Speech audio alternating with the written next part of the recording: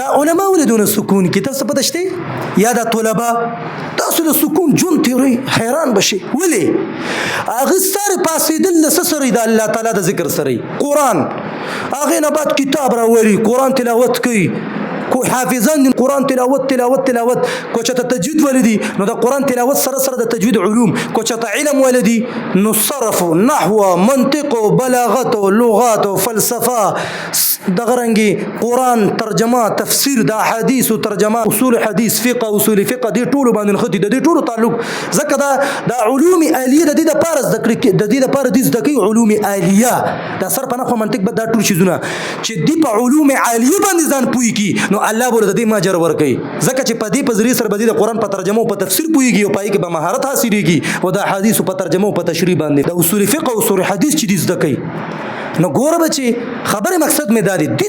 د علماء او طلباء ته د دون سکون ولی الله تعالی ویل دي کنه فذكروني اذكركم الله سوي چې تمایات کنو زبا کم کس چې الله یاد کی دا غزلت به الکه چته تماتو دا غزلت به سکون نه نسبوي سکون خو به تخامخې کنه الله وی چې تما یاد کا زتا یادوم کنه نو دا علما او طلباء چې دون سکون کوي او دا قرا حضرات دا حافظانو دا وړو ماشومانانو غټو ولا ټول ماشاءالله نور مصیبت په ارچا راځي په طلباء او علماء هم راځي دا نه ویم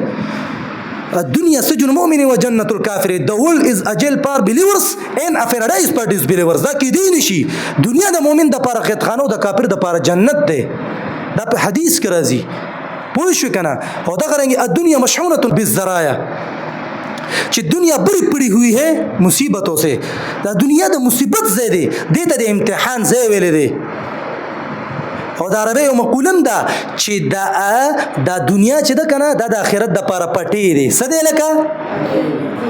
کرل پکې پکار دی نو کو چاپ غنی منی چې چاپ کې پر ولدا د اسخه بوټي موټي د شیزونه چې نه لکه صبر اخیږي د شیزونه برخیږي کنه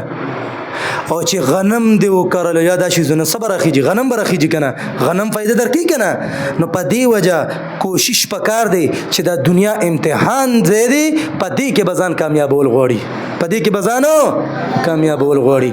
نو ما دا خبره چې د سپورې کول وسغه ترازمه ما وی چې د زړه سکون بدرته ای ته په الله یقینو چې د زړه سکون بدرته حاصلېږي چې د ساري په طریقې د چا په طریقې پاسه د پیغمبر په طریقې پاسه